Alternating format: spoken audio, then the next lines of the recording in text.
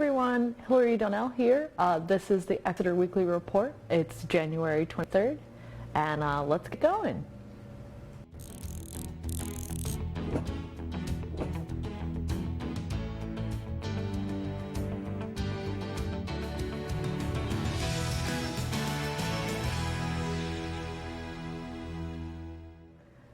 This past on January 18th, a Bernie Sanders rally was held at the Exeter High School. Exeter TV was there to film it, and we have a full video of the event that can be found on our on-demand service at exeternh.tv. As always, our disclaimer is that Exeter TV is not affiliated with any political party or candidate. Our intention is simply to portray events as they occur in Exeter. So check out the preview of this event we have.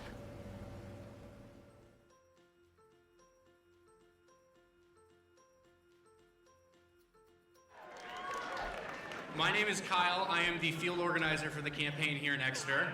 Thank you for coming out tonight. Woo! All right. Almost exactly 4 years ago, I came to a Bernie town hall and rally just up the road in Durham. So it was just like this. And one of the first people that got past the microphone to ask a question was a woman standing next to me.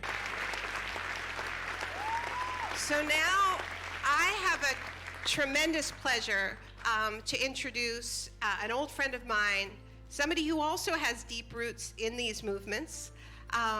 He's an amazing person and an amazing actor, and his name is John Cusack. Johnny?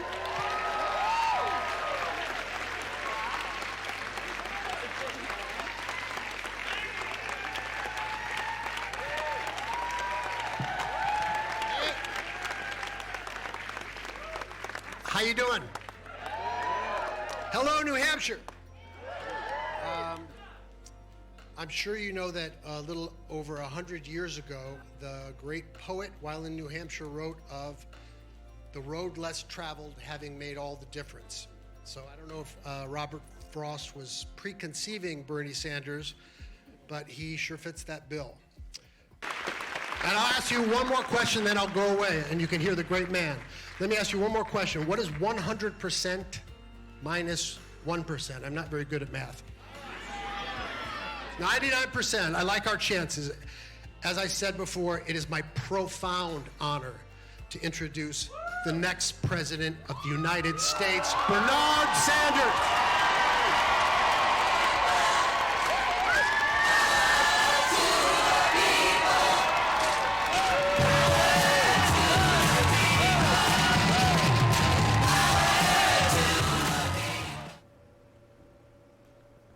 Representative Chris Pappas joined two reps from Planned Parenthood, Brina and Ashley, at Water Street Bookstore recently to discuss issues related to treatment at the center in Exeter. Go to exeternh.tv to watch the full video. This is just a preview, and as we said last time, so. I'm Sabrina Dunlap. I'm Vice President of Public Affairs at Planned Parenthood of Northern New England. We're based in Concord, and joined obviously by Congressman Chris Pappas and our lovely health center manager from our Exeter Health Center, Ashley Bliss, has agreed to join us. Sabrina and Ashley, thank you for all of your work. Planned Parenthood is a quality healthcare provider in New Hampshire to thousands of women and men. And they provide compassionate care all across our state, including right here in Exeter. And so, I've been proud to partner with you for years. Thank you for letting me be here today to talk with all of you. So the Exeter Health Center is just down the street on High Street in case anyone needs to come in for any care. We welcome all of you, of course. We do a lot there. We're happy to see people for STD testing and treatment. We see everyone for their annual exams, pap smears, breast exams. We refer out for a lot of breast care. We have a great relationship with Exeter Hospital, which is right behind us. I'm thinking back to with Roe versus Wade. I was a freshman in college, and Roe versus Wade happened. The year or so before, we had Title IX, and the idea that I'm now on Medicare, and these issues are still being fought. And it affects my daughter, will affect my granddaughter.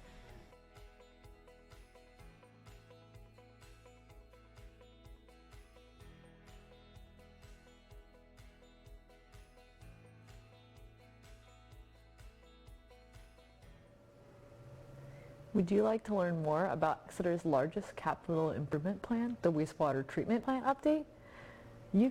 Well, we have a simple way for you. It's as easy as watching a video. You can learn about the project directly from your town officials in a new video recently uploaded to our Exeter TV YouTube page and on demand.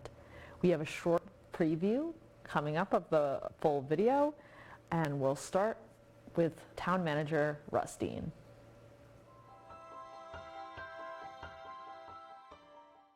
Hi, I'm Russell Dean, Town Manager for Exeter, New Hampshire. In the spring of 2017, the town of Exeter began construction on a significant upgrade to our wastewater treatment facility. This was the largest and most expensive capital project in town history, estimated to cost $53 million. It involved replacement of the facility itself, force mains, and increasing the size of the system's main pump station. The plan upgrade was an Environmental Protection Agency mandated action required to address high nitrogen levels present in wastewater discharged into the Squamscott River, after it had completed processing in the town's dated lagoon-type treatment facility. The discharged wastewater travels northward through the ecologically sensitive Great Bay before reaching the Atlantic Ocean at Portsmouth Harbor. The plant construction would be the second state or federally mandated project in rapid succession that the town was required to implement involving the health and appearance of the main river that flows through Exeter. Contractors for the town of Exeter completed the removal of the Great Dam from the Exeter River and Squamscott River intersection, a mere 8 months prior to the start of the treatment plant construction. The dam was prominently located and highly visible from the Eastern Gateway entrance to Exeter's downtown business district. Restaurants and businesses lined the banks along this section of the river, and the potential change in appearance was an issue of concern for both these business owners and numerous Exeter residents. Fortunately, the dam removal was a great success in terms of restoring the river to its original healthy flow while creating a new and attractive riverfront appearance. The wastewater treatment facility upgrade project also involved a scenic and frequently visited section of the Squamscott River. Starting in town at the main pumping station located along scenic Swayze Parkway and running a distance of 1 mile along the river's edge before reaching the treatment facility. Well, the Select Board held a public bond hearing for the town meeting warrant this past Tuesday. Here's what you're going to need to know going into the 2020 town deliberative session. So this is a select board meeting, and it's not a town meeting in the traditional sense, so that's the deliberative session. This is actually a step in the process. The select board is required to have a public hearing on all bonds and budget articles that are to be considered for the town meeting warrant, as the chair said.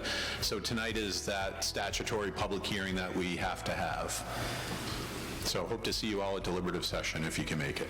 And that is February 1st at the high school, and it starts at 9 o'clock.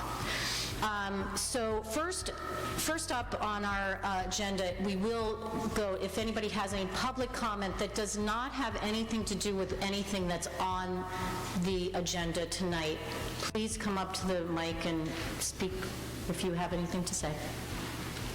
Madam Chair, I make a motion to open the bond hearing. Second. All those in favor? Aye. All those opposed? Okay. I'm asking all of you to think of what will happen if the Recreation Park project becomes a reality. I myself am a little bit concerned about the traffic increase. I want to grow old in this town. I love the fact that this is touching the heads about the seniors in this town and the young children. I want to grow old in this town. I want to retire here, and I want to grow old here. I love the fact that the town of Exeter has an elderly tax exemption. I want to take advantage of that when I'm older. I want to take advantage of the fact that there's an elderly tax exemption. Unfortunately, if there are more and more elderly people getting older in this community, and there aren't plans like this to draw young families in. An elderly tax exemption is a subsidy. We need young families, plans like this to draw in young families in order to subsidize the elderly tax exemption. And if we don't continue to do things like this, this, we're not going to be able to have an elderly tax exemption because everybody's taxes will be exempt and we won't be able to afford to pay for anything in this town.